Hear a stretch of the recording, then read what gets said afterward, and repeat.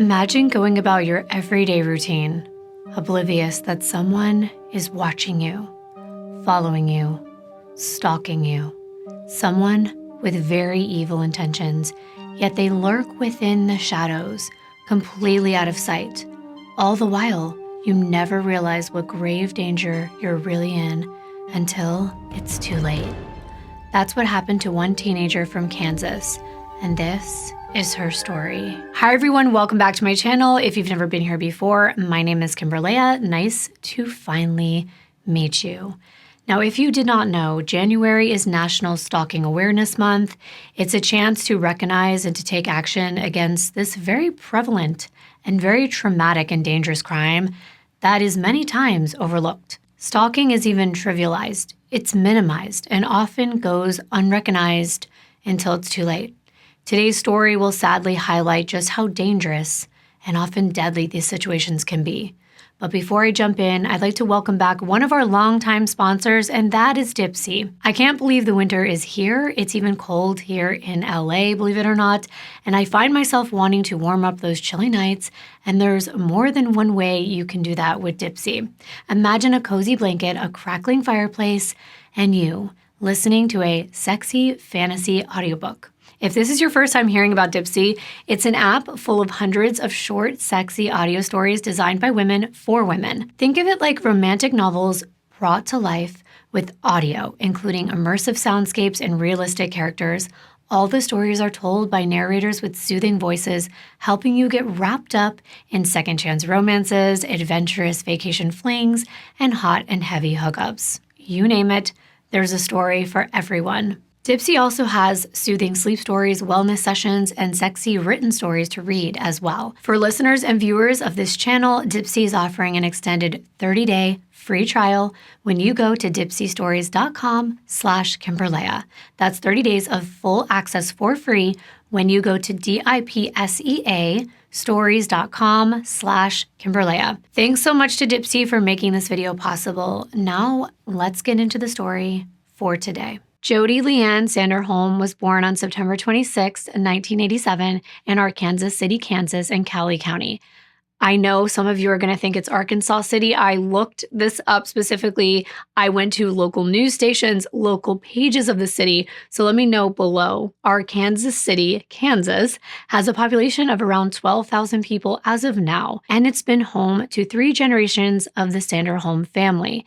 This city is approximately 1 hour from Wichita, Kansas, and near the border of Oklahoma. Arkansas City truly is a small town, and it's what it's all about, the friendly, close-knit community feel. Many residents own their homes and remain in Arkansas City their entire lives, which contributes to a sense of stability and long-term connections among the residents. It definitely has its own little city feel, but surrounding it, you'll discover a lot of green open spaces, as well as rivers to the west and south. You've got the Arkansas River, or Arkansas River, because I think it goes in that direction, and to the east, the Walnut River, along with ample campgrounds and wildlife preserves. The Sanderholm family consisted of Jodi's parents, Brian and Cynthia, who went by Cindy. She also had an older sister, Jennifer, who was 4 years older than her, and an older brother, Jason, who was the oldest, at 6 years older than Jodi, and a couple years older than Jennifer. But all 3 siblings were not that far off in age, so they were all close growing up. Jodi's parents actually owned a company called Arc City Glass Company, a local establishment in town that's still around today. They install and replace any kind of glass for your home, business, or your vehicle. Faith also played a significant role in the Sanderholm family's lives. They were members of the First United Methodist Church, and growing up, Jodi's upbringing was rich in faith, being close to her family, and embracing community values. Cindy Sanderholm described her daughter Jodi as a dream child. According to her, Jodi was an extraordinary child who rarely cried as an infant. And as she grew up, Jodi continued to exhibit exceptional behavior. She was incredibly organized and meticulous, which was evident in every aspect of her life, especially when you looked at her bedroom. Her room was always kept very neat with everything in its place. That's the opposite of me. And I commend anyone that can keep a very tidy living or working space. Unlike her peers, Jodi avoided discipline and never faced any punishment because she would go out of her way to make sure she wasn't breaking any rules. In fact, Cindy and Jodi were more like best friends than mother and daughter. They shared a deep connection and told each other everything. Their constant communication made them inseparable, and the respect that Jodi had for her parents was obvious by her good behavior. Jodi was known for her reliability and dependability. She always followed through on her commitments. She was level-headed and able to make rational decisions even when she was under pressure.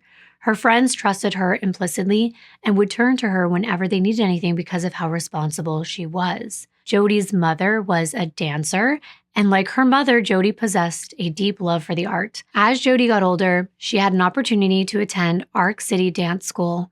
There, her instructor was her mother's former dance partner, Terry Schroeder. Jodi's talent was undeniable. It was like she was born to dance, and she truly captivated the audience. Her graceful movements and impeccable balance made her seem like she was an angel gliding across the stage. Dance was more than a hobby for Jodi. It was Jodi's life. She danced 7 days a week.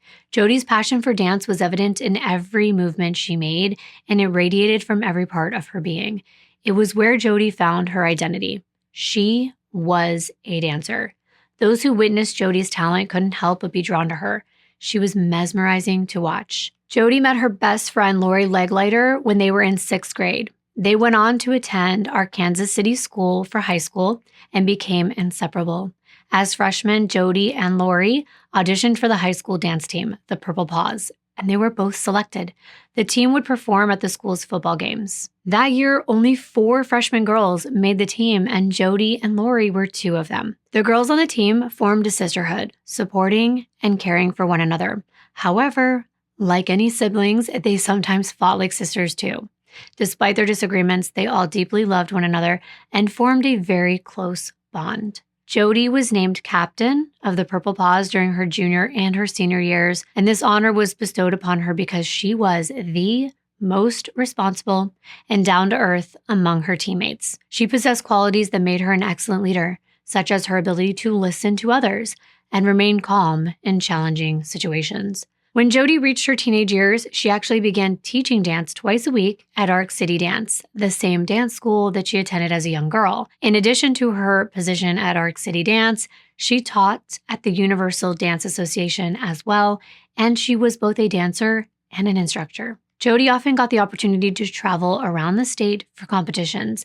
However, her father, Brian, always worried about Jodi. Brian always felt better when Jodi was close to home. She was a small town girl, and he just wanted her to be close by. Jodi graduated from our Kansas City school in 2006 with a lot of accolades and honors.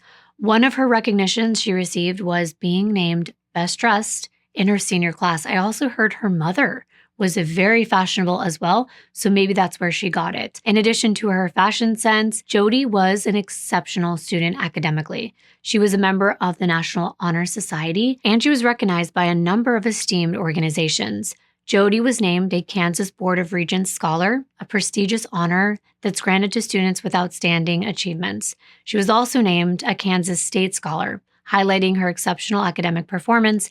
And if this was not enough, Jodi was also recognized as one of the most outstanding physics students of the year. Topping off an already impressive list of her awards, Jodi found herself among only one of 4 valedictorians of her graduating class. And I just have to say, wow, I'm impressed by anyone who could achieve even a fraction of that. The decision was easy when it came time for Jodi to go to college. Of course, she was going to go. And with a full dance scholarship, Jodi had the opportunity to attend Cowley College, which was just a short drive from her house. At Cowley College, Jodi was a dance team member of the Tigerettes, and Jodi's best friend Lori also received a scholarship and decided to attend Cowley College along with Jodi. And they were both members of the Tigerettes dance team. Their days were filled with dancing on the sidelines and halftime shows during the football games, and they also had the opportunity to perform at various events around the community, providing entertainment whenever it was needed. Jodi embraced her role as a Tigerette wholeheartedly. She was living her dream.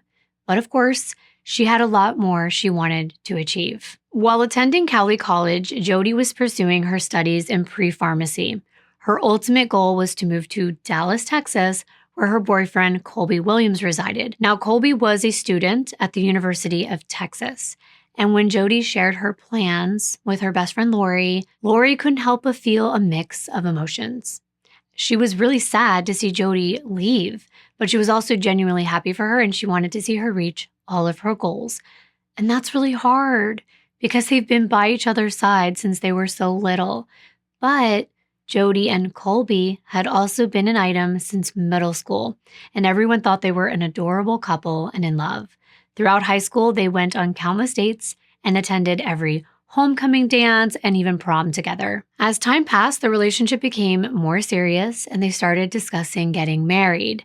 Jodi didn't know this, but Colby was planning to propose to her on their 5th anniversary in May of 2007. So let me take you to just before 2007 began. The Sanderholm family gathered joyfully in December of 2006 to celebrate the holiday season together. Jodi's brother Jason, who had returned from college in Wichita, joined in the festivities, along with Jodi's sister Jennifer, who came with her husband from Kansas City. None of them would have any reason to know at that time that this would be their last Christmas with Jodi as part of their family. And I wish I could say it was referring to her following her dreams, eventually moving to Texas and marrying Colby, but none of that would happen. The new year came, and on January 5th, 2007, Jodi and her dance team, the Tigerettes, began their routine dance practices at the W.S. Scott Auditorium in Colby College. As usual, the session started around 10 a.m., and after dance practice ended about an hour later, Jodi and Lori decided to stay behind and practice a new dance move on their own. They wanted to prepare for the halftime show, which was going to be the following day. And Jodi had choreographed a dance for the event and wanted to perfect her skills with Lori before the big performance. As their private session came to an end, Jodi and Lori decided to visit one of their high school friends, Morgan, to help her prepare for a different dance competition later that night. So Jodi informed Lori that she was gonna go drive home and shower, and then she would head over to Morgan's house. Now, Jodi's mode of transportation was a black 2003 Dodge Stratus. She loved her car. It was one of her prized possessions, and she even had a personalized license plate. She was super particular about anyone driving her car because of her personal attachment to it, and I get that. I know some people that will not let anyone or trust anyone to drive their car. I don't have a car. I haven't for many years and would love to know what you drive. I borrow John's car or I Uber for now. But back to Jodi. Before she left the college, she got a call from her mom, Cindy. She asked if she wanted to go get lunch with her, but Jodi actually declined.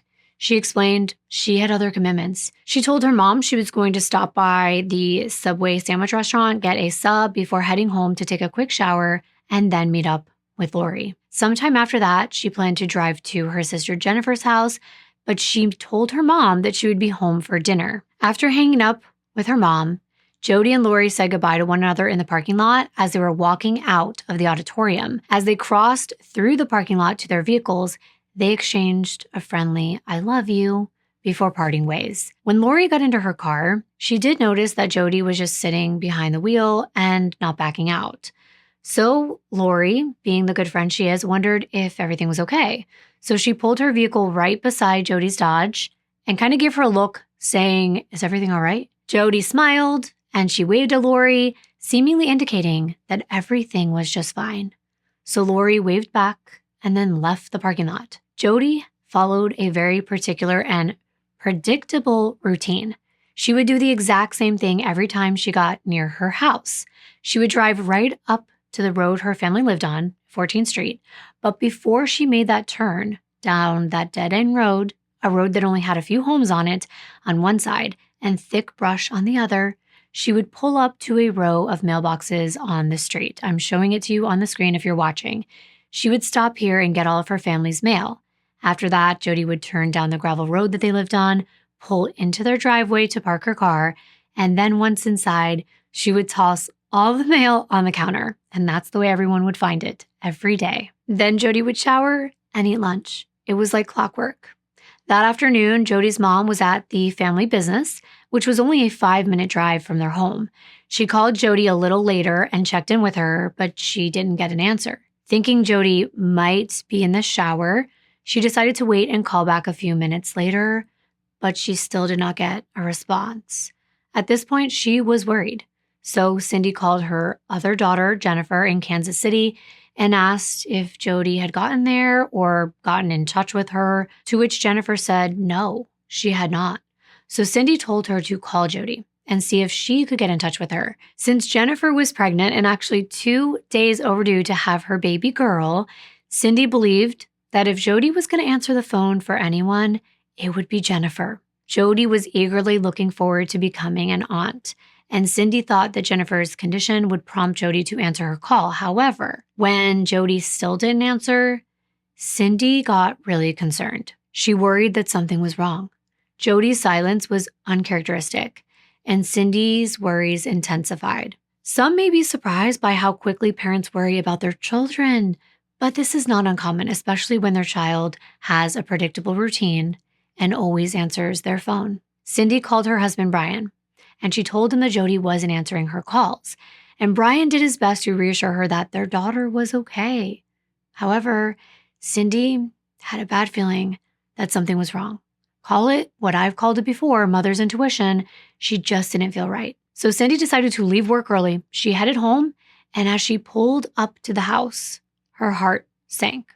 Jodi's black Dodge Stratus was not parked in its usual spot in the driveway. It had been a little while since Jodi had spoken to her mom, so she thought maybe she came home already, had taken that quick shower, and already left to meet Lori at Morgan's. Well, upon entering the house, Cindy would get her answer. She noticed more signs that Jodi had actually never made it home. First of all, there was no mail inside the mailbox when Cindy checked it before pulling into the driveway, but it wasn't on the counter either, where Jodi always tossed it. Secondly, Cindy checked the shower. It was completely dry. No damp towels were left around either, so Cindy thought this meant that there was no way Jodi could have come home, because the entire reason she'd planned to make the stop before going to Morgan's was to shower, and she clearly hadn't. In an effort to locate Jodi, Cindy called Jodi's best friend, Lori. By then, Lori had actually already arrived at their friend Morgan's house to do her hair for the dance competition. Lori had been waiting for Jodi to show up, but she never did. So it was around 2 o'clock in the afternoon when Lori got that call from Cindy asking to speak to Jodi. Lori explained Jodi wasn't with her and that Jodi never showed up for their meeting like she knew she would. Like Cindy, Lori had a really bad feeling about Jodi going silent. So she decided to drive to the mall and go to Sears. A lot of their mutual friends work there, and she wanted to know if Jodi had stopped by to chat or if they had heard or seen from her. However, no one had. Cindy was still hoping that someone knew where Jodi was. So she tried calling her former dance partner, which was Jodi's dance instructor at Arc City Dance, Terry Schroeder. Cindy hoped that Terry had seen Jodi or Jodi had stopped by the dance studio, but during their conversation, Terry informed Cindy that she hadn't had any recent contact with Jodi. Since Terry knew Jodi quite well and knew that she always kept to a strict schedule, she worried too. Jodi's sudden disappearance was uncharacteristic, as I had mentioned, and she usually informed other people about her whereabouts and her plans. So soon, it was already after 5 o'clock p.m. The sun was starting to set. The sky was gradually turning darker and the weather colder, and there was a sense of unease that began to settle among all of the people who loved Jodi. The knowledge that she still had not gone in touch or showed up anywhere brought fear and concern to everyone around her. At 6 o'clock that evening, Jodi's father, Brian, arrived home. Brian and Cindy were consumed by worry for their now missing daughter. They knew that every moment that passed meant Jodi could be in more danger. With a heavy heart, Brian and Jodi made the decision to gather up their strength and contact the authorities. It was time to report Jodi as missing and to seek help in finding her. The thing is, sometimes when parents report their older teenage children missing, and Jodi was 19 at the time, the police may not take them seriously. They would assume that the teenager just ran away on their own. However, when the Arkansas City Police Department chief, Sean Wallace, answered and heard that Jodi was missing, he knew there was a cause for concern.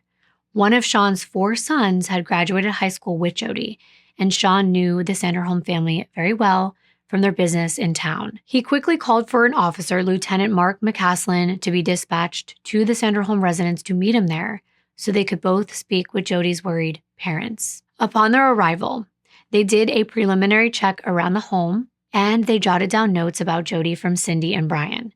They looked in Jodi's room where all of her things were where they usually were, neat and nice and in order. Nothing appeared to be out of place. While looking around the home, Cindy explained that the shower and Jodi's loofah were dry, even though she had claimed she was going to take a shower as soon as she got home. With no sign of Jodi or her car anywhere, Wallace and McCaslin began to suspect that Jodi may have gone into a car accident. Maybe she was in a ditch somewhere. That's another possibility they considered. Maybe she ran out of gas, but she had a cell phone. She would have called them. Even though we know it could have died, something could have happened, but it was more unlikely. Finding Jodi as soon as possible was crucial. So the chief immediately released information about her missing persons case over the local radio. By doing so, he hoped to have as many eyes as possible searching for Jodi and her vehicle. A full-scale search began that night in response to the officer's alert. The Arkansas Police Department and surrounding agencies embarked on a very extensive search effort from that moment forward. Officers were driving down every street, they were checking every alley, and meticulously looking in ditches, hoping to find Jodi or her car. However, despite their best efforts, the search team was unable to locate Jodi or her black Dodge Stratus. The Sanderholm family sat around all night. They were wide awake and worried about Jodi's whereabouts. Cindy desperately hoped that everything would be okay, but deep down, she had a really bad feeling. Hours went by and still there was no sign of their teenage daughter. At around 2:30 a.m., Jodi's father decided to take matters into his own hands. He was frustrated by the lack of evidence and progress, even though the police were doing the best that they could. He decided to take action. Brian picked up the phone and he called the local TV stations in Wichita one by one. And with each call, Brian explained the situation and requested their assistance in finding his daughter. He emphasized the importance of getting the news out to the public as soon as possible, hoping that someone might have seen or heard something that could lead them to Jodi. Jodi's sister Jennifer was stuck in Kansas City, still waiting to give birth any minute. She had been informed of her sister's disappearance, and because she couldn't leave, she sent some of her friends out to Arkansas City to gather information for her, and she asked them if they had seen Jodi. One of Jennifer's friends claimed she did see a car that matched the one Jodi owned, and it was driving east, kind of like out of town. But there was little else Jennifer could gather about her sister's whereabouts. She was still holding on the hope that Jodi was okay. Even if Jodi had been injured in a car accident and was unconscious, at least she would still be alive. But there were things I'm sure her family worried about. Jodi was beautiful. She was fit and lively, and she would draw in a lot of male attention, even if it was unwanted. And these things, unfortunately, naturally made her a target like other women. But you never think anything would happen to your own sister, your own family or friend, but it can truly happen to any of us. A friend of Jodi's named Carrie Morris contacted the police after she realized that Jodi went missing. She reported seeing Jodi in her car driving along US 166, just outside of Arkansas City. This is sort of what the other person said too, and according to Carrie, she waved to Jodi, but Jodi never waved back, which she thought was odd. Carrie said that she believed there was actually a man in the car with Jodi, and initially she thought it was Jodi's boyfriend Colby. However, she noticed that the man seemed bigger than Colby, so she was wondering who it could have been. Now that is strange. Carrie said that after passing Jodi, she called her phone and received no response, which was unusual considering they had done this on previous occasions where they passed each other and they would talk on the phone, at the very least just say something. But Jodi didn't even wave back. The detectives investigating the disappearance of Jodi were faced with the possibility that she had driven to Dallas to visit her boyfriend Colby, which could account for her sudden disappearance. However, when a search was conducted in Jodi's room, it was discovered that all of her clothes were in place. There was no evidence that she had packed a suitcase or anything for the trip. One of the detectives sought the opinion of Jodi's mother regarding her daughter's relationship with her boyfriend, Colby. They wanted to know whether Colby had any, issues with Jodi, jealous tendencies, or maybe they were having problems in their relationship. But Jodi's family explained that Colby was away at college and they'd known him since middle school, and he and Jodi's relationship was just fine. However, not everything is always what it appears to be on the outside. We know that all too well. So the Arkansas City police decided to contact Colby by phone in Dallas. And he informed the officers that Jodi was not with him, but also he was very worried about her going missing.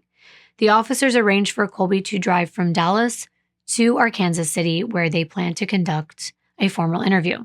The detectives believed that speaking with Colby in person would give them a better understanding of things like his body language. Colby expressed genuine concern for Jodi's safety, but the detectives remained uncertain about whether he was involved in her disappearance. To ensure that Colby was indeed in Dallas, as he claimed, they subpoenaed all of his cell phone and credit card records. These records confirmed Colby's location, and they also provided insight into the movements he made the days before Jodi's disappearance. Colby's records were returned to detectives, and they revealed he was not making any calls that hit off any towers close to Arkansas City. And this was between the time that Jodi went missing, and also his credit card statement showed he was using his card in Texas, and along the way from Texas to Kansas, he was using his car while he was driving there at various locations. So the detectives cleared him from suspicion. He was not in town at the time that she went missing. Everyone in this close-knit community banded together in a search for Jodi Sanderholm. The concerned community members took various actions to assist in the search. Worried residents distributed countless flyers with Jodi's picture, and they made copy after copy of them, and they went all around town dropping them off in various stores and putting them up on telephone poles. These flyers described Jodi as 5'3", weighing 105 pounds, with brown hair and brown eyes. They also provided details about her last outfit. She was seen by her friends at dance wearing a black leotard, gray cutoff sweatshorts, a black and red Cowley College dance line jacket with the word Tigerettes on the back, and her name, Jodi, embroidered on the front, and a pair of blue flip-flops. In addition to distributing the flyers, people tied pink ribbons on the trees throughout Arkansas City to honor Jodi. The ribbons served as a reminder of her and as a symbol for everyone in the community to come together and support her family during this difficult time. To help the Sanderholm family, friends and relatives brought over food. They comforted them during this challenging period of time while they waited to hear news, if anything would come up with Jodi's disappearance. All the dance classes at Ark City Dance were canceled, and instead, nearly 200 people showed up to Ark City Dance to hold a candlelight vigil for Jodi. Everyone in Arkansas City was shocked that a young woman, only 19 years old, with so much ahead of her, could just vanish into thin air. During school lunch periods at Arkansas City School, students actually raised money to help feed the police officers and the first responders that were searching for Jodi. Other people in the community raised money to search for Jodi by selling stickers and t-shirts. Teenage girls were living in fear. They were worried that this could happen to them. Jodi's disappearance instilled a sense of vulnerability, causing a lot of teenage boys to take extra precautions to ensure the safety of their female friends. No one wanted to travel alone. As the search for Jodi continued, detectives discovered CCTV footage of her at the Arkansas City Subway sandwich shop at approximately 1 p.m. on January 5th, the day she disappeared. This really helped them with a timeline. To further gather information, the police conducted an interview with a girl who actually made Jodi's sandwich that day. This girl happened to be a former girlfriend of Jodi's older brother, Jason, so they knew each other. Remember, this is a small town. That is not uncommon. And she provided some valuable insight into Jodi's state of mind, her demeanor on the day she disappeared. According to the former girlfriend, Jodi was in good spirits when she saw her that day. She said that Jodi was really excited about her pregnant sister. She talked about she was thrilled to become an aunt. She couldn't wait.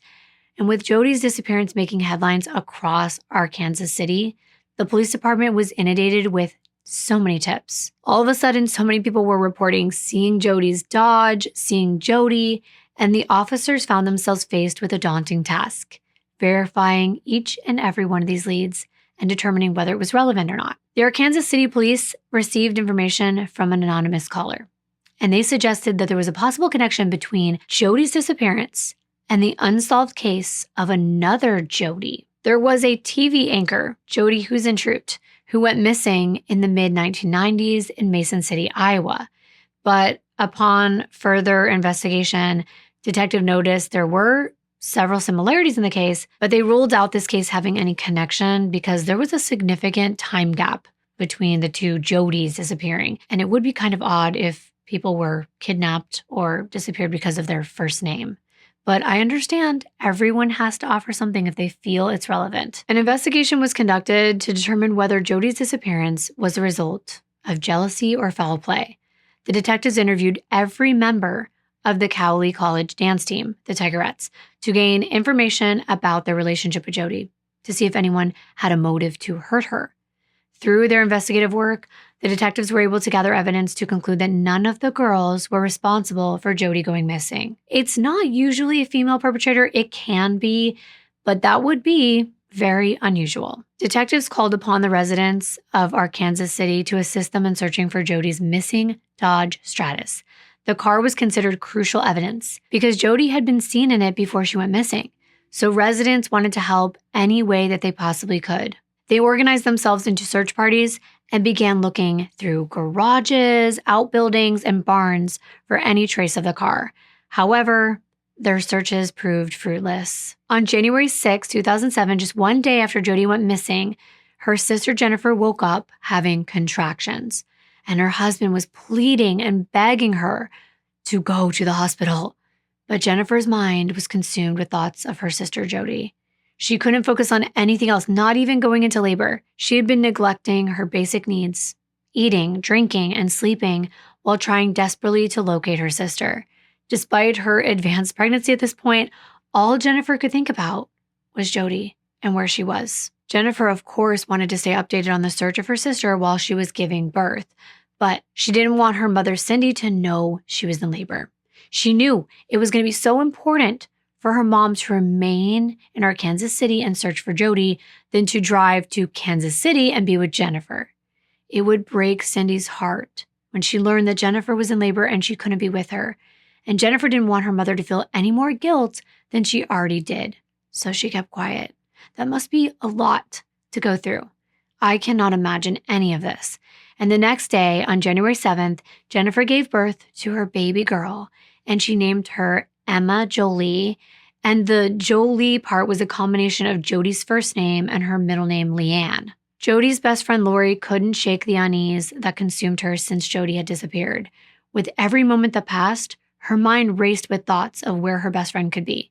She desperately thought of any clues or any leads that might help the police. And one memory stood out in Lori's mind, and she thought it could be related to Jodi's disappearance. There was an incident that occurred a few days before Jodi went missing. Lori told detectives that back on Tuesday, January 2nd, she thought that someone could have been stalking her. She had just gotten off work at a local steakhouse. It was around 10 o'clock that night when she noticed there was a light blue Cadillac in the parking lot, kind of driving around the restaurant. And then when she got in her car, she realized it was behind her, following her home. And at first, of course, she's not going to jump to conclusions. But after a few blocks, Lori decided to test this vehicle's behavior. She started to intentionally make random turns, go down different streets, stop, and try to see if this car kept up with her. And to her surprise, the Cadillac mirrored every one of her actions, which of course made her even more concerned. She was scared and she didn't know what was happening. So she decided to do something pretty clever. She drove straight to the local Ark City Police Department, and the Cadillac continued to follow closely behind her. And this made her even more concerned. So she pulled into the police department parking lot. She didn't want to get out of her car and she didn't want to leave. Instead, she remained inside and waited to see if the Cadillac would pass her. She told detectives that she thought it was really strange. She was scared and she just remained in the police parking lot for several minutes, making sure the Cadillac was gone. However, after waiting and not seeing the vehicle any longer, Lori decided to return home, but she went through the back roads. And again, out of nowhere, the same car was tailing her. So she made it back to the police station, and this time she stayed there even longer, making sure the car was completely out of sight. And she left again. This time, she wasn't followed the rest of the way home. That is really terrifying and scary. And despite being as scared as she was, she did not report this incident to the police. because in her mind, she really wasn't sure if this was some kind of prank, if she was just being overly paranoid. But now she wasn't so sure, because as Lori reflected on that incident, she recalled that she saw that same exact vehicle in the Cowley College parking lot on the morning of Friday, January 5th, the day that Jodi disappeared. However, there was one crucial difference from the previous encounter. This time, Lori had a clear view of the driver, and she told detectives she knew who it was when she saw him that day. It was a fellow Arkansas City native, 23-year-old Justin Thurber. Lori knew exactly who Justin was, even though he was not in their circle of friends, since he was a few years older than them. She recalled that back when she was in the 8th grade, Lori's older brother had some friends over, and one of them was Justin. And throughout Justin's time at her house, Lori felt uncomfortable because he would just sit there and stare at her.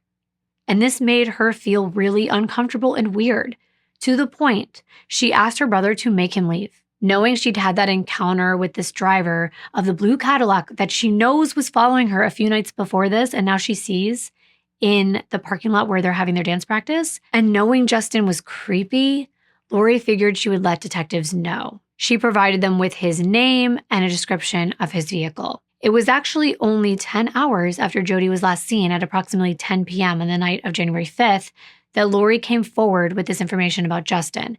And right afterward, an officer went over to his home. He lived with his parents at the time, and upon reaching the Thurber residence, the officers noticed that the house was only 4 blocks away from where Jodi's family lived. It was a 2-minute drive on the same street, 14th Street. He lived at 1229 North 14th Street. I'm showing it on the map. Initially, Justin denied even knowing Jodi or, of course, having anything to do with her disappearance. Justin also denied ever being in Jodi's vehicle, since that one person had witnessed a guy beside her on January 5th. However, upon further questioning, he finally admitted to seeing her around town, but insisted he did not know her personally. He just knew of her. Justin also had an alibi for the day that Jodi went missing. He said he was actually out of town in Winfield, which is a 20-minute drive a couple towns away. He met up with some friends, and they were driving around town in his friend's vehicle when it veered off the road and got stuck in the mud near a place called Cedar Vale, which was about a 40-minute drive from Arkansas City. According to Justin, an argument broke out between him and his friends, and he decided to leave the group.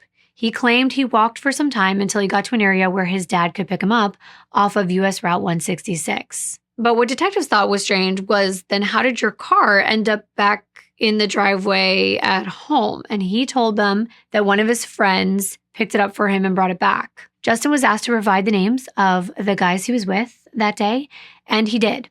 And the detectives took note of them so they could be called for interviews to confirm his alibi. However, Justin's father, Kevin Thurber, did corroborate a portion of the alibi. He said that he did pick up his son a few miles from Cowley State Fishing Lake, which was about 17 miles from Cedar Vale. And that's where Justin said he left his friends, and that was about a 19-minute drive from Arkansas City. While investigators checked on all this information, they got a report of where Jodi's phone pinged last. It was off a tower near a very vast nature preserve called the Kaw Wildlife Area that's along the Arkansas River that I mentioned earlier. It consists of over 4,000 acres of land, dense forests, muddy riverbanks, and man-made wetlands and open plains. It's not a place that Jodi would be going, and we know that that day she had plans with Lori to be at their friend's house. The Kaw Wildlife Area is about 6 miles away and not anywhere she planned to be. This was concerning, but it also gave them a location to pinpoint and start searching for Jodi's vehicle. They had planes flying overhead to see if it was abandoned somewhere, but there was no sign of the Dodge Stratus. They knew that searching this vast area would be quite an undertaking, but it was the last known location they had for Jodi, or at least her cell phone. But there was something else, a bigger reason that they thought the Kaw Wildlife Area needed to be their focus. After detectives spoke with both Lori and Justin, they became very suspicious about him. Eventually, they were able to get in contact with his ex-girlfriend, Alexis Swartzel, and they interviewed her. She explained that she and Justin had been in a relationship for over 3 years, but she just ended it the year before in 2006. According to Alexis, Justin exhibited abusive behavior towards her, especially during sex. In her experience, Justin was unable to even become aroused unless he inflicted violence on her, such as choking or violently pulling her hair. And as this obsession of his seemed to progress, it got worse. In order for him to climax, it had to be more and more intense. And that was a cause for concern. But remember, the Kaw Wildlife Area. Well, Alexis informed the detectives that Justin talked about that area before they had been there. He really liked this expanse of rugged terrain. It held a particular allure for him. Not just because he liked the outdoors, he did, but there was one disturbing piece of information that Alexis shared with detectives. According to her, Justin had once mentioned to her that it would be pretty simple to get rid of a body in this area. He told her that the rough terrain, the heavy rainfall, it made it very likely that evidence of a crime would be washed away. That's a really weird thing to say, right? I mean, detectives thought it was.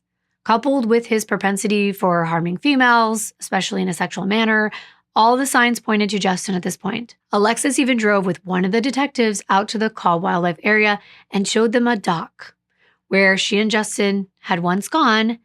And it was around that area that he made that comment about it being a great place to dump a body. This information about Justin's preoccupation with the preserve piqued the interest of the detectives, so they began focusing their search for Jodi in that area. They had to gather the right manpower, though. So meanwhile, in order to gather more clues connecting Jodi to Justin, the detectives requested CCTV footage from the parking lot of Cowley College in order to search for images of Justin's blue Cadillac, and they also ran a background check on him. And they began interviewing people who knew him. And when questioning former classmates and acquaintances of Justin, they were informed that as a child, he was bullied a lot. The other children actually gave him the name Monkey Boy, and this was due to his prominent facial features. Then while in high school, Justin did have a brief experience on the Arkansas City High School football team, but it was short-lived. His favorite recent pastime was actually playing bingo with his mother. It didn't seem that he had much of a social life, and we know his girlfriend had recently dumped him. As a matter of fact, one of Justin's childhood friends was Justin's ex-girlfriend Alexis's brother, Jason. I hope that's not confusing. His ex-girlfriend's brother, they were friends. And when he was interviewed, he described Justin as a bully. Jason claimed that there was one time where he and Justin were just driving around and there was this child that walked in front of them. And for some reason, Justin got angry that this child was walking too slowly. So he gets out of his car, he takes off his belt, and he chases this poor child down the street and actually started to whip him. So Jason, he's just watching this, like shocked that his friend's doing this. He jumps out of the car and of course stopped Justin from attacking this poor child. And according to Jason, this wasn't a one-time incident. There were at least, in his recollection, 2 other times that Justin had acted violently in front of him. He said it was Justin's bullying that ended their friendship. As adults, when Jason's sister Alexa started to date Justin, he stayed far away from him as possible. He wanted nothing to do with Justin. Another person, Pat Thomas, one of Justin's neighbors who lived right across the street from him his entire life, claimed that Justin terrorized everyone in their neighborhood. According to Pat, there were instances where Justin would go in her backyard without her permission, and when she would yell at him to leave, Justin would just stare at her without any response. And other people said when they watched Justin taking his shirt off and pacing outside of his house, yelling and screaming, it was like a normal occurrence, and he would do this to intimidate people, kind of like puffing up his chest and just like walking around yelling and screaming and acting tough. Strange. But it gets stranger and it gets worse. Since Justin was a teenager, he had a reputation for being creepy around women. We already heard this from Lori, but this reputation followed him from his teenage years into adulthood. When Justin was only 13, he shared with a friend that he actually frequently peeked into Jodi and Jennifer Sanderholm's bedroom window while they were getting dressed, and he also watched them while they were swimming. At the time, Jennifer would have been around 12 years old and Jodi would have just been 9. So this shows you that not only was he committing peeping and even stalking behavior, but specifically in regard to Jennifer and Jodi. And to make matters worse, Justin claimed that he continued to spy on Jodi's sister Jennifer when she was a teenager. He confessed to watching her when she was working at Blockbuster. So it seems like he had this fascination with the Sanderholm sisters. And with Jennifer out of the picture, married, and now in Kansas City, it looked as though Justin may have increased his focus on her younger sister, Jodi. Another Tigerette who danced with Jodi, her name was Elizabeth Rush, she recalled an incident on January 4th, 2007, the day before Jodi's disappearance. While leaving practice, she saw Justin's blue Cadillac exiting the college parking lot. It also turned out that Justin had a prior criminal history that included robbery, theft, drug possession, reckless driving, all kinds of traffic infractions, and driving without proof of insurance. Just that month, on January 1st, Justin was arrested for impersonating a police officer and for disorderly conduct. However, during Justin's arrest, he's sitting in the back of the cop car complaining, like holding his chest, acting like he's having a heart attack. And police have a responsibility because they will be liable if anything goes wrong medically, so they took him to the hospital instead of jail, even though they suspected that this was all fake. And some reason, after he was discharged as a patient of the hospital, he was not rearrested. Back in 2004, he was arrested and charged with being in possession of an illegal substance. He was released and then put on probation, but just 3 months later, he violated that probation and committed theft. So he was arrested again. But it seems like somehow he always found his way out of trouble. And it's said that his uncle was actually a Cowley County police officer. So maybe he had some legal help of some kind, but it didn't keep him from getting into trouble. Less than a year later, in October of 2005, he was once again arrested for disorderly conduct, but he didn't stay in jail for long. He was out again, and just months later, arrested for petty theft and again, possession of illegal substances. Between 2005 and 2006, Justin was employed at a recycling factory operated by American Waste Management Incorporated. And during this time, he filed 2 workers' compensation claims. An investigator was then looking for Justin to talk to him about these so-called claims. Several months before Jodi's murder, Justin moved out of his parents' home on 14th Street and into a mobile home on US Route 166. And while he was living there, he was trying to evade the worker compensation investigator. So he removed the address from his mobile home. However, he was having a lot of trouble making his rent payment, and he got an eviction notice. He was supposed to leave by January 1st.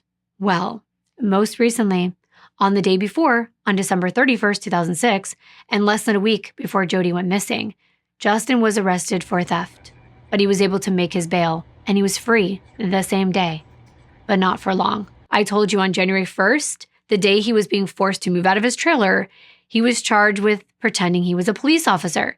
And it's not a surprise. He clearly thought he was above the law. He even really wanted to work as a bail bondsman. Justin had aspirations of working for a man named Roger White at Morrison Sons Bail Bonds, but he was never hired, and I wonder why.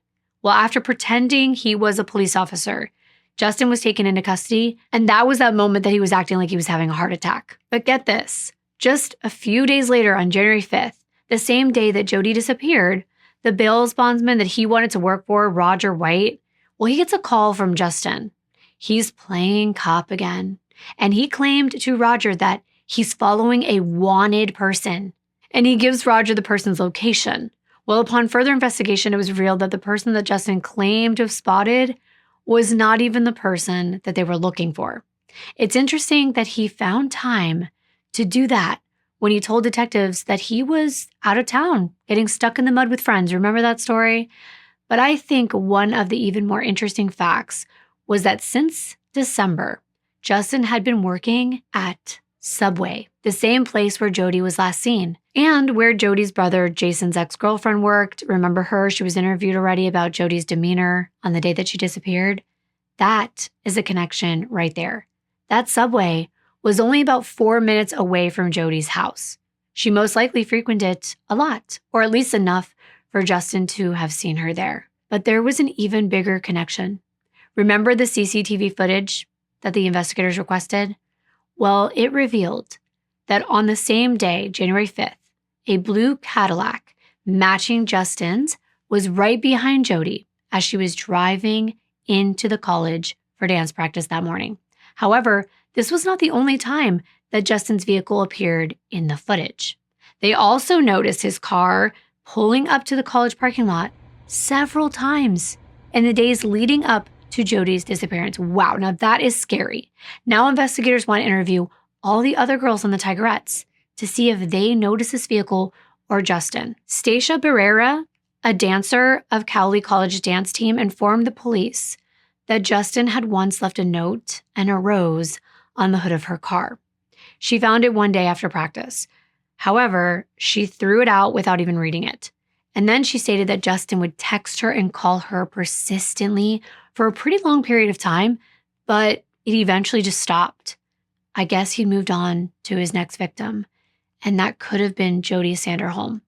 This was enough probable cause to get an arrest warrant for Justin, especially for his previous crime of impersonating a police officer and for apparent trespassing on the college campus. He had no reason to be there. So on Saturday, January 6, 2007, just one day after Jodi's disappearance, Detective Eric Matta arrested Thurber on a bond revocation and suspicion of criminal trespass. It was at 9:45 p.m. on his way home from playing bingo with his mother. When he got to the station, Justin said that he wanted to speak to his attorney. So there was no questioning done at this time. However, after Justin's arrest, a team of crime scene investigators arrived at his parents' home with a search warrant. They wanted to gather any evidence that linked him to Jodi's disappearance. While they meticulously searched through Justin's belongings, detectives were questioning his parents. Justin's father, Kevin, once again told them the information about picking Justin up at the Cowley County State Fishing Lake at approximately 6:50 p.m. after Justin called him. He further explained that when he picked him up, Justin was wet and muddy. After arriving home, his dad said that he showered and he did a load of laundry washing all the clothes he was wearing. His dad claimed that he actually witnessed Justin rinsing off his muddy white Adidas sneakers in the sink and even asked for his father's help getting off the set-in mud. The detectives wondered if it was possible that Justin was trying to get rid of evidence connecting him to Jodi's disappearance. The detectives advised Kevin to direct them to these shoes that he had seen his son cleaning that night. They were still wet and sitting on a towel by the front door. During the search of Justin's parents' house, the police confiscated several items. They collected Justin's clothing he was wearing that night, his cell phone, and they even impounded his blue Cadillac. Disturbingly, while looking in Justin's room, an investigator came across a fillet knife with a spot of what looked like dried blood on it. Everything, including the sneakers, the clothing, the cell phone, the knife, they were sent to the state crime lab in Topeka, Kansas for analysis. Meanwhile, after arriving at the Arkansas City Police Department, Justin told a law enforcement officer he wanted to speak with Detective Matta, who agreed and met him in a holding room. That's when Justin said he wanted to, quote, get this over with, end quote, and wanted to be transported to the county jail. But then he shifted gears and he told Detective Matta he would talk to him if his attorney came to the police station. So Matta asked Justin for the attorney's phone number, and he said it was back at his parents' house. But he also said, oh, my attorney was probably out drinking at a local bar. You could find her there. Well, before doing all that, the detective tried to get Justin to talk by mentioning that they had spoken to his ex-girlfriend, Alexis, and that she told him about their recent breakup. But Justin didn't respond. So Matta tried bringing up the bond revocation, but still, Justin wouldn't speak. Matta even asked him again where he was on January 5th between 11 a.m. and 11 p.m. to get a formal statement, and that is when Justin requested his attorney for basically the third time. But Matta responded, quote, it's probably not a good idea that she comes down here if she was at a bar drinking, end quote. So Justin said he wanted his father with him before he would talk. He also requested his mother be allowed in the room. Matta said that Justin would have to waive his rights to be silent and to an attorney if his parents were allowed in there. Justin agreed. When his parents arrived, Justin was allowed to speak with them privately. And afterward, Detective Mata came back. He asked Justin, "Are you ready to give that statement?" And Justin replied that he's not talking. He's not going to answer any questions without his attorney. So, of course, Detective Mata becomes agitated. Remember, Justin had promised to waive his rights and talk. So he told Justin, "I am not going to be playing these games with you." And he proceeded to go through the standard procedure of taking photos of Justin. But Detective Mata was armed with some new information that he had gathered about an incident that had just occurred a month before Jodi went missing. And at that moment, he decided to confront Justin with the claim that he had been stalking a woman named Nicole Topper Hayes, a former employee of Subway where Justin worked. Nicole reported an incident to the police in December of 2006. According to Nicole, one day, while she's working with Justin, he placed a red rose and a romantic note on her car. While working, Justin would frequently talk to Nicole about several of the other women who worked there. And Nicole said that Justin would even follow female employees home after they got off work. According to Nicole, she opened Subway at 6:30 a.m. on January 3rd, 2007. This was just 2 days before Jodi went missing. Nicole said when she arrived outside the restaurant, Justin was waiting there. And Justin told her he needed a ride because his car broke down. Well, Nicole made it clear to him she would not be giving him a ride anywhere. However, she did offer to let him use the phone inside, but he declined. Then about 10 minutes later, as Nicole is busy, she's opening up, she's doing all the procedures for Subway, she noticed that Justin was driving by several times in his blue Cadillac, which seemed to be working just fine. Well, on January 4th, just one day before Jodi's disappearance, Nicole actually contacted the police to make a report regarding the concerning stalking behavior that Justin was exhibiting. Nicole expressed her fear of Justin and even asked the police to escort her to work. The police chief, Sean Wallace, was concerned about Justin's behavior. Yet despite Nicole's fears, there was no evidence available that would warrant an arrest of Justin for any criminal offense at that time. I guess it's not illegal to put a rose and a note on someone's car or wait for them or maybe even ask them a million times to go out with them. But where do you draw the line? That's a really good question. However, later that day, Nicole arrived at Subway and she was with her police escort. And upon arrival, she discovered a piece of wood was jammed into the lock at the restaurant, indicating that someone had tried to break in. And this made her even more scared and paranoid and full of anxiety. And it reinforced her belief that Justin posed a threat to her safety and possibly the safety of others. But nothing was done about this. Justin actually went into the Arkansas City Police Department himself and met with the chief of police, Sean Wallace. And during their conversation, Justin raised concerns about the scrutiny that he was facing from the police department regarding several stalking claims that Justin claimed were unfounded. Justin expressed his frustration that the police officers were targeting him and causing him stress. And that's interesting.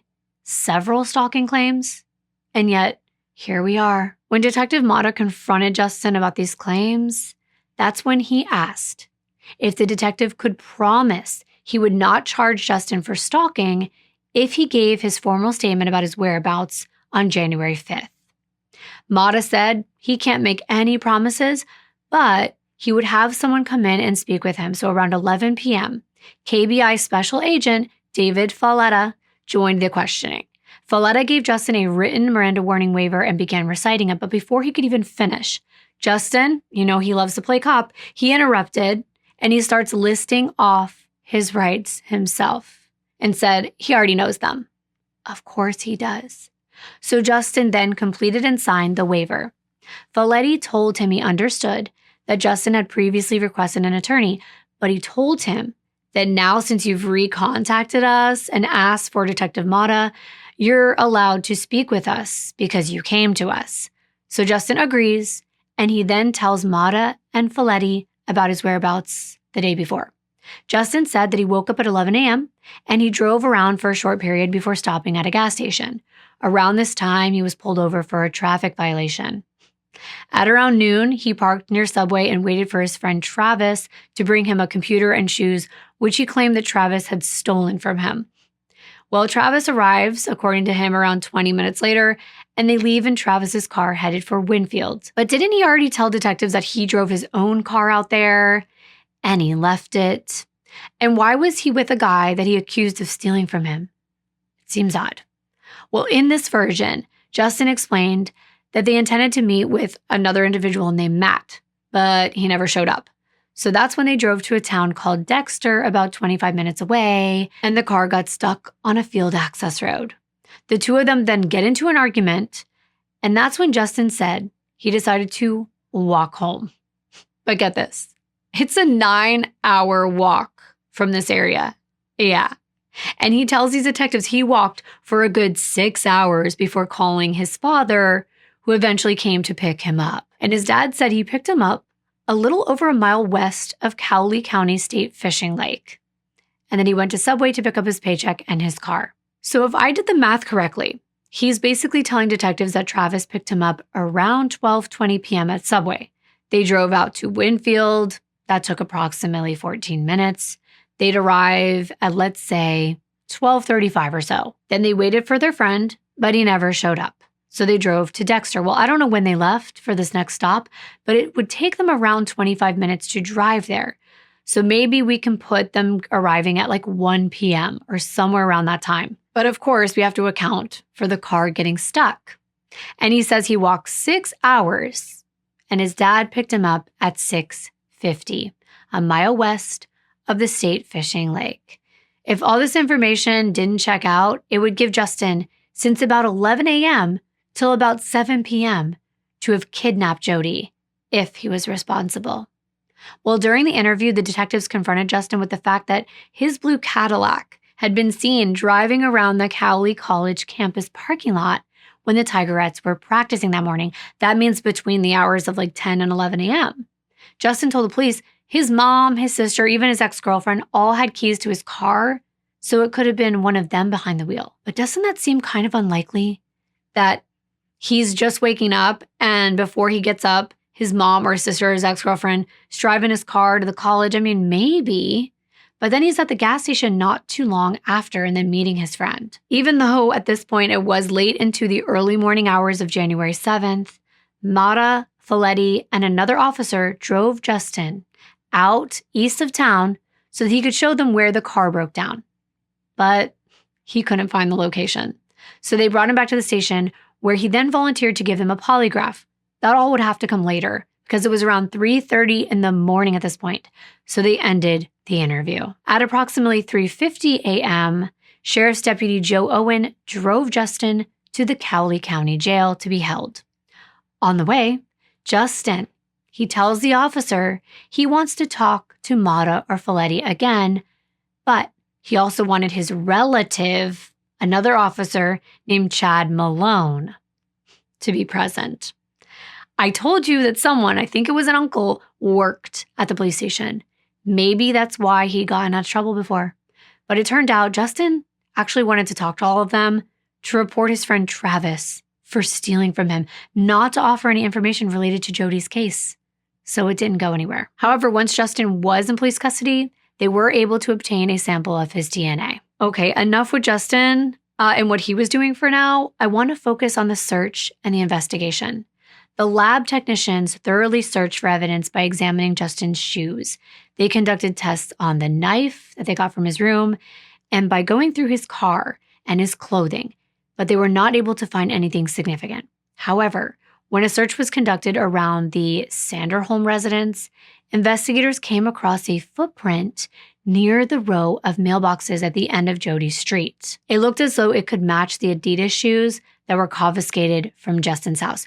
So they took a cast of the print. Then detectives with the Arkansas City Police Department called in trackers to help them explore the Kaw Wildlife Area for any evidence concerning Jodi's disappearance. These trackers are Ron and John Cannon, they're brothers, who own and work for a company called Blue Line Trekking.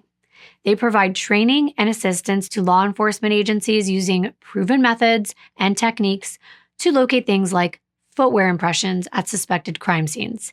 They were firefighters who, in their spare time, trained in the science and art of tracking. They were equipped with flashlights, pens, paper, tape, measuring devices, and flags to mark evidence. The trackers met at the boat dock at the Caw Wildlife Area to begin their search, and that is where Justin's ex-girlfriend had directed authorities during the interview. Upon the trackers' arrival, they were handed a photocopy of Justin's Adidas sneakers along with pictures of the tread on the bottom and the shoes' measurements. As the trackers made their way through this wildlife area, they eventually come across several impressions along a dirt road. The trackers noticed a peculiar pattern with these shoe prints.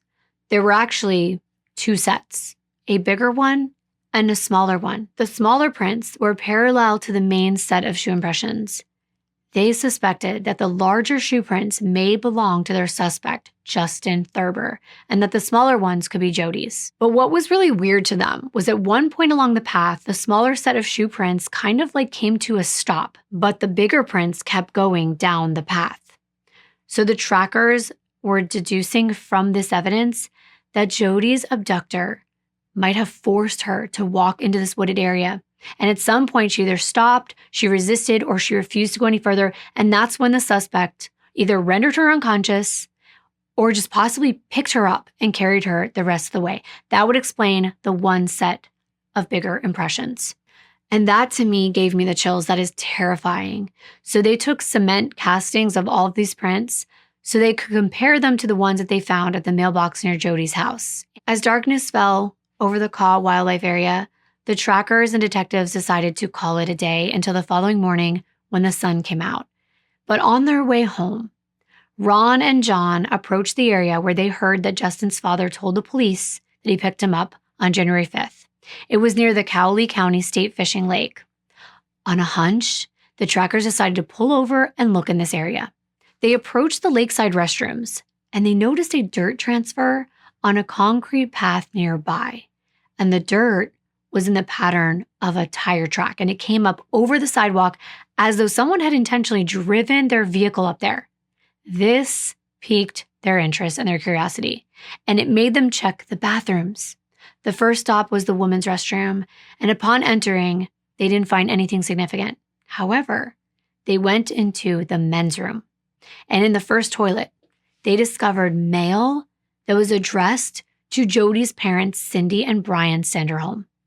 The tracker's attention then shifted to the second toilet, and upon closer inspection, they noticed additional items that they thought could belong to Jodi.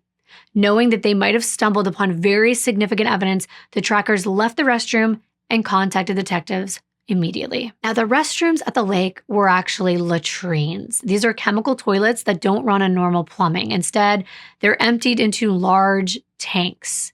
So when investigators arrived, they had to thoroughly search through these tank reservoirs filled with human waste to look for evidence of Jodi's.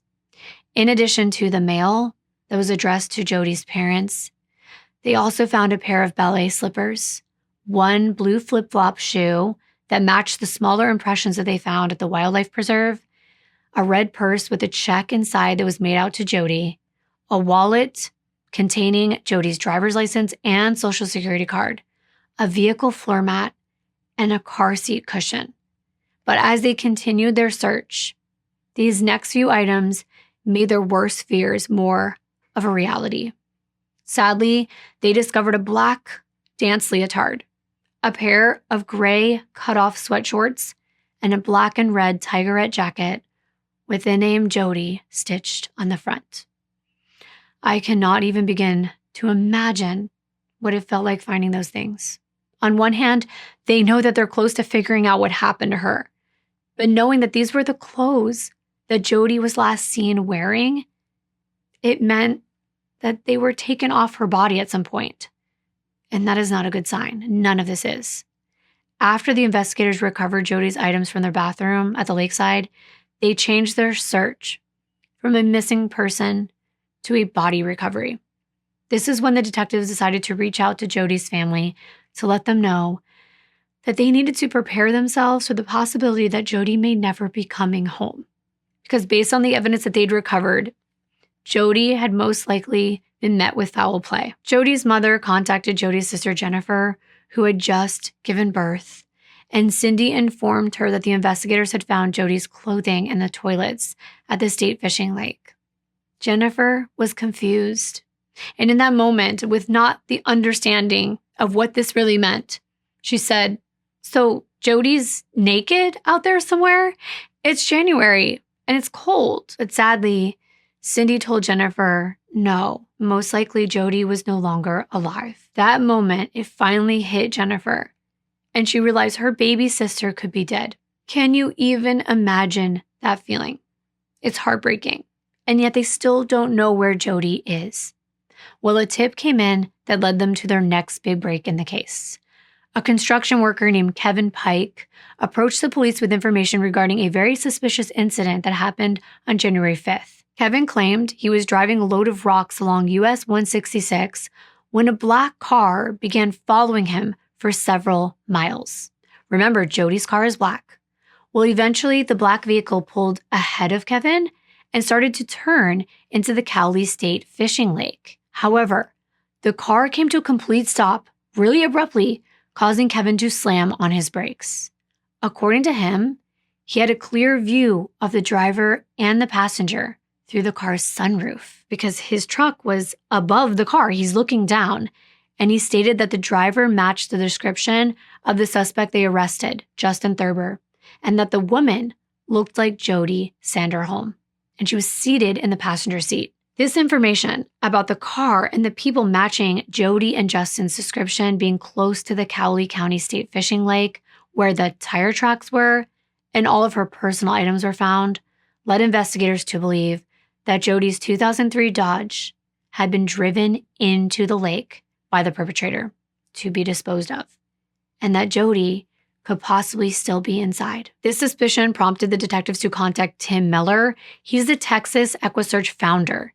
Now, Texas EquiSearch, I'm sure you've heard of it before. It's an organization, and I hope I'm pronouncing it right, that's dedicated to locating missing people. It's a nonprofit organization that operates across the United States. They utilize a team of volunteers, and they're specialized in using equipment to aid in their search efforts. Now, Tim Miller's daughter, Laura, was abducted and murdered in 1984, and ever since, he's been dedicated to helping other families in similar situations.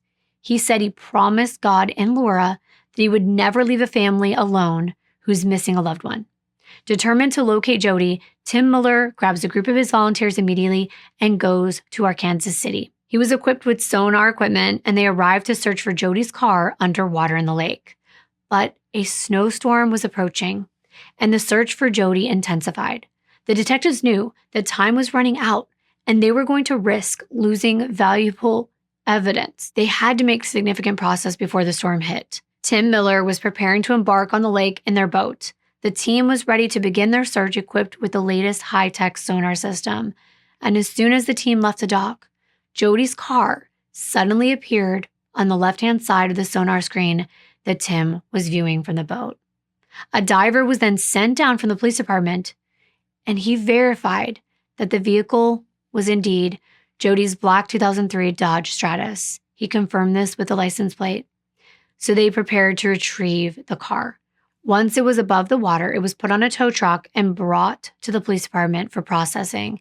At this time, they also discovered Jodi's matching flip-flop. Jodi's car was immersed in water for 4 days, and the water pressure caused the sunroof to pop open, filling it with water and, of course, causing it to sink.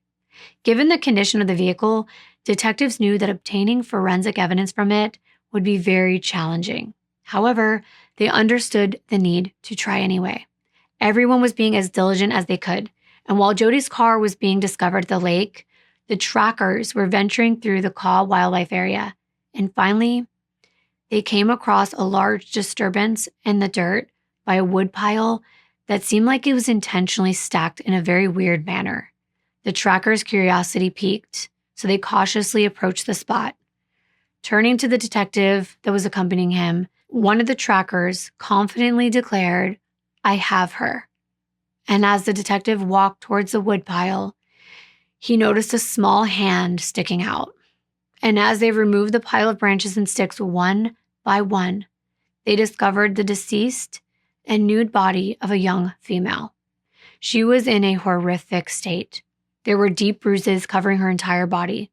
The detectives were immediately able to confirm the identity of this female as Jodi Sanderholm, and that was due to a unique birthmark on her chest, which her family had described to them earlier in this investigation. Her body was transported to the medical examiner's office in Wichita for an official identification and autopsy. And though they had only preliminarily identified Jodi, they were certain enough it was her that detectives called to inform Jodi's parents about the discovery and that she had been killed. Her father, Brian, had still been holding on to a small piece of hope that she would come walking through the door. Knowing that she wouldn't was overwhelming. Cindy was in total shock when she heard the news that her daughter had been murdered. The revelation hit her hard, and the pain of losing her youngest child was unbelievable. For Jodi's sister Jennifer, learning of her sister's death was very challenging because Jennifer was already dealing with hormonal changes after giving birth to her daughter, and she found it difficult to process these conflicting emotions. On one hand, she was filled with happiness and excitement. She was a new mom. But on the other hand, she was consumed by sadness over the loss of her sister. Within a matter of days, she'd experienced the most beautiful and precious moment of her life, only to have it followed by the worst news she could ever get. For Lori, learning that her best friend had been murdered left her in a state of disbelief. She never would have imagined that something like this could happen to either of them. I don't think any of us think this could happen, but we know that it can, and it never gets any easier. During the search for Jodi, the students and instructors at Arc City Dance lit candles in the front windows of the dance studio. They kept them lit until her body was discovered. Then they sadly blew them all out, signifying the loss of their hope for a happy ending. The dance studio hung a large photo of Jodi with the inscription, "May we dance together again someday," underneath. Jodi's murder had a profound impact on the community and the dance school. It became a place for everyone to come and get together to grieve. Pastors and counselors visited the dance school, and they spoke with students about Jodi's death. They offered guidance and support during this difficult time. Despite the tragedy, Jodi's murder also brought the town closer. People united in their shared grief, and they supported one another. Now, I try my best to balance telling you what the medical examiner found and be respectful of the victim. But I do not want to water any of this down. What this monster did, I just can't. It's important that you understand how evil he is and what this poor girl went through. A jury would have to hear it. And although I will leave out unnecessary information, I'm about to tell you one of the most horrific reports I've ever read. Dr. Oberst conducted Jodi's autopsy along with a special nurse that was trained in essay examinations, injuries that are sexual in nature or are on those parts of the body. Jodi's body was officially identified using dental records. She was bruised from her head to her toes. She had bruises all over her head, on her arms, on her torso, her lower back, her buttocks, and legs. She had numerous defensive injuries, indicating that she had fought for her life, and she fought hard. She had abrasions all over her back that were consistent with her being dragged across the ground. It was estimated that she was dragged at least 30 feet from where she was disrobed to the place where her body was found. There was evidence that she was struck so hard in the face that her neck snapped back and it caused an artery to become lacerated. But she could have still been alive. And it was the doctor's opinion that she was, considering some of the other injuries that I'm about to tell you about. They had signs of her heart still pumping based on what they looked like. While she was most likely beaten and incapacitated, she was violated with a large stick. Sodomized, actually. There was tearing, bruising, and hemorrhaging in that area, and it was at least 2 inches deep. But the other area was also impacted with wood debris. Her vaginal canal was full of sticks, leaves, and sand. These items were also found stuffed into her ear canals, just packed tightly until nothing more could fit inside. The same sticks and leaves and debris were found inside her mouth and down her throat, jammed inside. The medical examiner determined that Jodi died from ligature strangulation and blunt force trauma. The doctor's expert opinion from the evidence was that she had been repeatedly strangled manually with some type of ligature. It could have been consistent with the strap of her own leotard. And there were several areas that had marks that would be consistent with representing multiple applications of pressure, so lines across her neck in various places. The coroner stated this bruising was consistent with repositioning of the hands or ligature, and this was done in a tightening and relaxing type way as she struggled to pull away. She had been tortured, and the medical examiner estimated Jodi was held between 4 and 5 hours following her abduction up until her murder. Jodi's estimated time of death was around 5:30 p.m., and she was last seen at Subway at 1 o'clock p.m. Additionally, the medical examiner noted that Jodi's fingernail on her right hand was bent, and it indicated that she had scratched her murderer. In light of this, the medical examiner took clippings of all of Jodi's nails and sent them for testing to determine if the suspect's DNA was present. I'm so sorry that I had to give you all of the information I just did. I can't even begin to imagine what would possess someone to do this to an innocent person. It is beyond my understanding, and I'm glad it is, because this person's thinking is not human. Over 2,000 people showed up for Jodi's memorial service at the W.S. Scott Auditorium and Cowley College. It was a celebration of her life, and it was held at the place where she used to find her greatest joy, dancing. During the service, a slideshow of pictures of Jodi was played with the song Suddenly I See. The music perfectly captured the essence of Jodi's vibrant personality. In addition to the slideshow, Dancing with Angels was played as well. The service lasted approximately an hour, leaving attendees with a heavy heart, but fond memories of Jodi. However, as the service came to an end, an unexpected twist occurred. The song Everybody Dance Now by CNC Music Factory blared over the speakers, and this instantly brought smiles to everyone's faces. It was definitely a surprising choice, but it just perfectly captured Jodi's infectious spirit and sense of humor. That actually hit me pretty hard because it's a song that I used to dance to as a kid all the time with my friends. And this sudden change in tone at her memorial service caused a ripple effect with the attendees as they were leaving the auditorium because they broke into laughter and there were smiles on their faces. It was almost as if Jodi had orchestrated that moment herself, ensuring that her memorial service would be filled with joy and happiness, just as she would have wanted it. Cowley College established a memorial scholarship to honor Jodi's memory and her legacy. And as this investigation into her murder continued, the men who Justin claimed he was with that day, they came forward, and they had alibis. He lied. Big surprise there. So no one could account for his whereabouts on January 5th. Investigators began to focus on analyzing Justin and Jodi's cell phone records.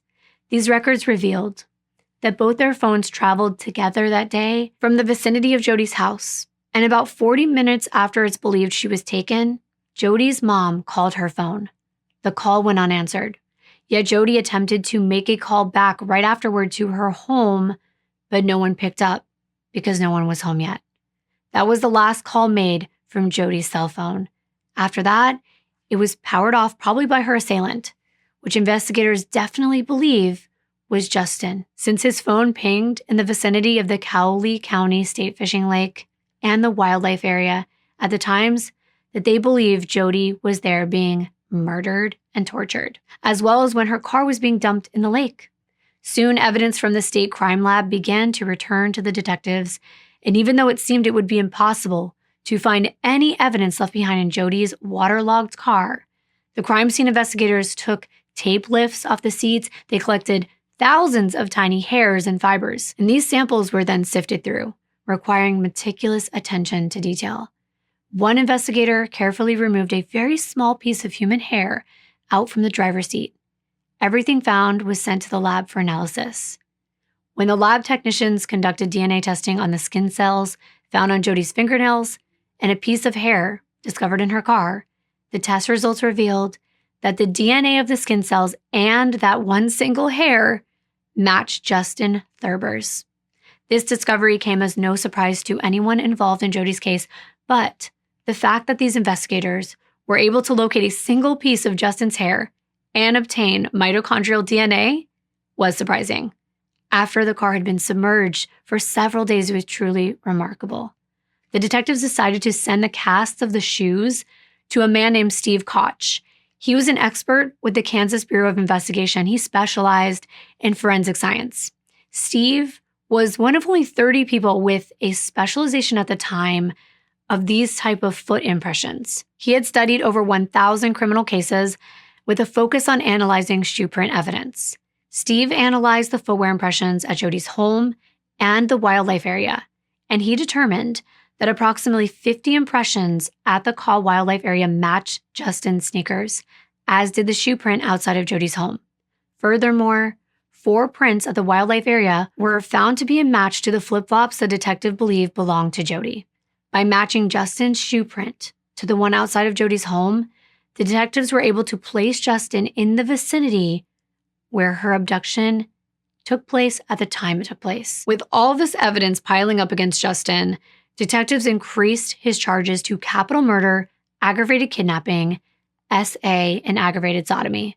Justin was held on a $1 million bond, and ironically, Mr. I Want to Be a Cop called Roger White from the bail bond company that he wanted to work for, and he wanted help securing his bail. But he was unsuccessful. Nice try. The state informed the media that there was a possibility of this being a death penalty case due to the heinous and atrocious manner in which Jodi was tortured and killed. When Cindy heard from the detectives that they had arrested a man from Arkansas City named Justin Thurber for Jodi's murder, she had no idea who he was. However, she learned later Justin had attended high school with her 2 older children, Jennifer and Jason. Cindy called her daughter Jennifer and told her to look Justin up in her yearbook. Jennifer, who had graduated the same year as Justin, couldn't remember much about him. Well, Darcy Swartzel, the mother of Justin's ex-girlfriend Alexis and her brother Jason, spoke out to the media following Justin's charges of murder.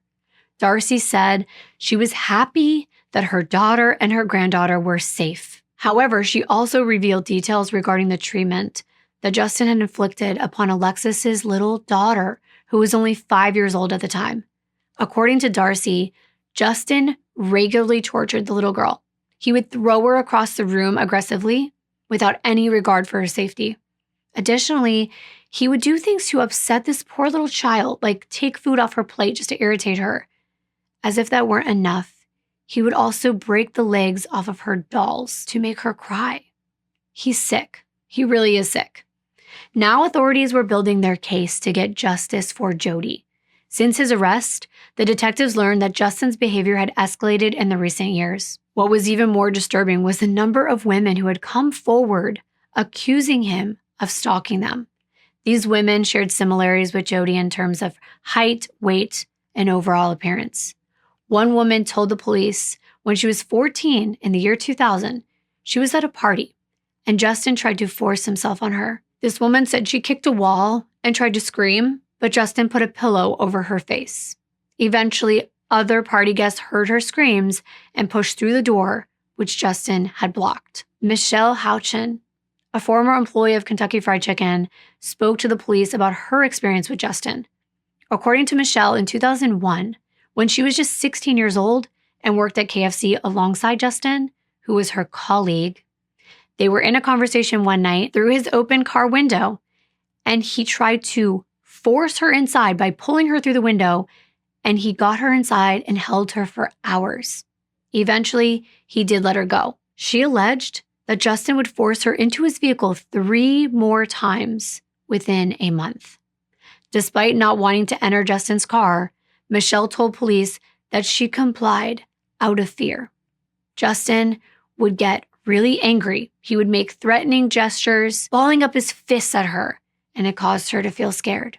There were even instances where he would follow her in his vehicle. Also in 2001, Justin followed a teenager from where she worked at Blockbuster Video. The teenager was terrified, and when she got home, She ran into her house and told her mom everything that had happened. Her mom ran outside and was able to write down the license plate of Justin's vehicle before he pulled away. When the police arrived at the scene at Justin's home later that night to speak to him, he refused to talk. Another woman came forward and informed the police about an incident involving Justin, and according to her, in 2004, Justin had left a note in a locker inside the women's locker room at a wellness center in Arkansas City. He was asking her to have sex with him. The woman stated that she turned the note over to the police. 2 years after this incident, in July of 2006, Araceli Vasquez, Justin's former girlfriend, met him outside of the county mart in Arkansas City, and when he approached, he mentioned wanting to show her a car for sale. She was looking for a vehicle at that time. But because she didn't speak English that well, she brought along a little 11-year-old friend to interpret for her during this interaction. Justin agreed to show her the car, and he's driving her and her friend around, but instead of taking them back into town, once Justin reached this secluded location, he pulled out a knife and he ordered the girls to get undressed. They were terrified, but somehow they managed to escape from the car and go seek help and contact the police. However, despite this traumatic incident, no charges were ever filed against Justin, not for any of these incidents at all. While Justin was incarcerated for Jodi's murder and waiting for trial, do you know what he did? He sent a letter from the county jail postmarked October 22nd, 2007, and this letter was addressed to a 20-year-old girl named Katie, and it ended up in her mailbox at the Cowley College. Katie, like Jodi, was a member of the Tigerettes. She immediately turned this letter over to the police. He really has no boundaries or limits when it comes to how sick and deranged he really is. Even torments girls from jail. While incarcerated, Justin was somehow able to get subscribed to an Arkansas City Traveler. This is a local newspaper. And through the subscription, he got the local newspaper and was able to look at pictures of Katie, the girl he sent a letter to. She was participating in a contest in the community during the fall, and in the letter that the police took, Justin referred to her as the most beautiful finalist. And he told her he was looking for a friend, which could be the best friendship of her life. Ew, I'm so disgusted. Before Justin Eugene Thurber's trial began, his defense attorneys filed a motion for a change of venue. They wanted to seek to relocate this trial because they thought that too many people in town would have an impression of him and it would lead to potential prejudice. However, the judge denied the motion.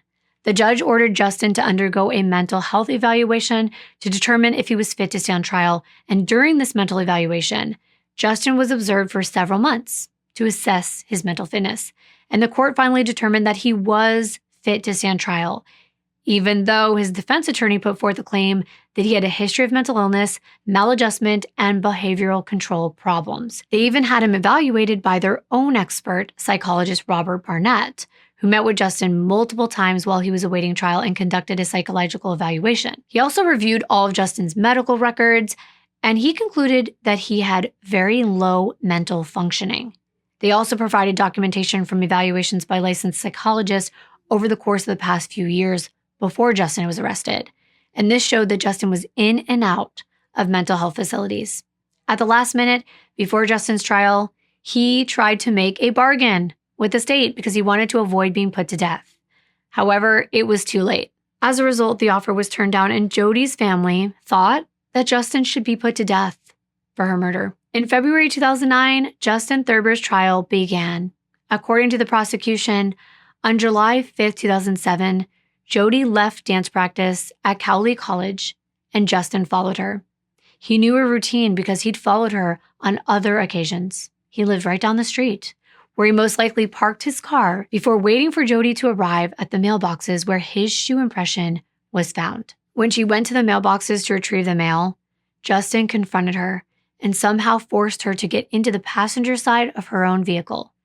Maybe this is when he hit her hard in the face, but he was able to gain control of her and her vehicle. Then Justin drove away with Jodi inside. We know her mother tried to call her, and he powered her phone down to stop additional calls and perhaps keep her GPS from tracking. Cell phone records show that Justin headed east on US 166 out to the Kaw Wildlife area, where he sexually violated and tortured Jodi for hours. During this time, it's alleged that Justin killed Jodi. After committing the murder, the state claimed that Justin drove to the Cowley County State Fishing Lake at around 4:30 p.m. and dumped all of Jodi's belongings into the toilets and then put her 2003 Dodge Stratus in drive and steered it into the lake, but not before ripping out the passenger seat. Apparently, it had either been completely removed or a portion of it had been cut out. Recall they said that a car seat cushion had been found in the waste reservoir. Well, the prosecutor's theory was that there was biological matter left behind on the seat, and in his opinion, he thought it was ejaculatory fluid. He believed this was due to Justin's ex-girlfriend's claim that Justin became aroused during aggressive situations when he faced resistance. So as he was struggling with Jodi, it stands to reason, according to the prosecutor, that he became aroused and he climaxed at some point inside the vehicle. Then he removed the seat or cut portions of it out to hide evidence. Now, I couldn't find any solid proof of this, but I wanted to at least mention it. Following the disposal of Jodi's body and her car, the state said that Justin walked a mile wet and muddy and then called his father to pick him up and bring him home. The state called over 60 witnesses to testify against Justin during his criminal trial. These witnesses provided compelling evidence and testimony supporting the state's case. Most of this information you already heard from what I told you about the women who came forward to police. One of the most important testimonies was from Alexis Schwartzel, which was Justin's ex. She testified about consensual sexual encounters, including one where Justin occasionally choked her during sex and would tighten and relax his grip around her neck. He had sodomized her with a small plastic item once while they were having sex at the Kaw Wildlife Area. Her testimony suggested a lot of similarities with the medical testimony about Jodi's injuries and cause of death. The evidence was overwhelming. When it came time for the defense to present their case, Justin opted not to take the stand, which was probably a good thing. Instead of presenting their arguments, Justin's defense attorneys waived their closing arguments, and this raised many people's eyebrows. It was like a signal that they were not disputing the state's evidence or case. By waiving their closing arguments, the defense attorneys appeared to the jury that they were conceding with Justin's guilt. The trial was a heart-wrenching experience for Cindy, Jodi's mother, having to witness Justin just sitting in the courtroom, knowing that he was responsible for taking her daughter's life. I don't think I could do it. On February 17th, the jury finally reached a verdict. They found him guilty on all counts, and they also recommended the death penalty. Jodi's mom was pleased with the outcome. She believed that with this decision, Jodi could finally rest in peace. During Justin's sentencing hearing, in an argument to try to spare his life, his attorney claimed he was bipolar, he had an IQ that was lower than 80, which they claimed was in the range of mental retardation, not my words. However, the state pointed out to the court that Justin was smarter than he appeared, and he did not meet the state threshold for mental retardation by definition. The prosecution argued Justin was calm during the search for Jodi, and he was smart enough to hide evidence to evade being captured. The state also noted Justin graduated from high school and he attended college. Cindy made a comment too about the fact that she had heard he was writing to other women while he was in jail. She said, quote, "That's sick. It's just sick. It tells you that he's competent enough to reach out to people and write letters. He knows what he's doing," end quote. After a month-long break while the judge considered all the evidence, he sentenced Justin to death. Jodi's father, Brian, was satisfied that Justin received the death penalty, stating that it renewed his faith in the system. Many people believe that if the police had not caught Justin when they did, he would have murdered someone else. In recent years, Kansas has been embroiled in a heated debate regarding the possibility of abolishing the death penalty. Jodi's loved ones have been very vocal in their advocacy for retaining the death penalty. I would love your thoughts, even though I know it's a very controversial one. The Sanderholm family has made their presence felt at numerous hearings, sharing their story and the impact that Jodi's murder has had on their lives. Over the years, of course, Justin has filed a number of appeals trying to get his death sentence overturned. However, these appeals have been unsuccessful, and Justin resides on death row at the El Dorado Correctional Institution in Kansas. After the tragic loss of her daughter, Cindy found herself making significant changes in her life. Jodi's murder had a profound effect on Cindy, leading her to hold her loved ones closer, communicate more freely with them, and be more honest with herself. Her newfound appreciation for life motivated her to appreciate what she had and never take it for granted. Sadly, in 2022, Cindy's journey came to an end. She passed away on December 2nd. She was only 63 years old. Her online obituary is filled with heartfelt messages from family, friends, and even people like you and I who didn't know her but have heard Jodi's story. Jodi's father said that he believes if there had been tougher laws for stalking, his daughter would still be alive today. He believes that the women would have reported Justin for his stalking behavior if there had been stronger laws in place. As a result, both he and Cindy had proposed House Bill 2850. It's informally known as Jodi's Law. This bill means there would be tougher sentencing laws and removal of vague language. At the time of Jodi's murder, the law required a credible threat for action to be taken. In February of 2008, Jodi's Law received preliminary approval in the House of Representatives and was subsequently passed in Kansas. What are your thoughts on stalking laws? I would really like to know. My message is say something. If you think something's suspicious, even if you believe it doesn't reach the level of a crime, report it. There's nothing wrong with reporting someone or something that feels wrong. It could save someone's life, even your own life. Some women are taught from a young age, if a boy teases you or he's giving you unwanted attention, he just likes you. I want to break through that narrative. No one who actually cares about you hurts you or continues to pursue you in ways that make you feel uncomfortable, especially if you have told them not to.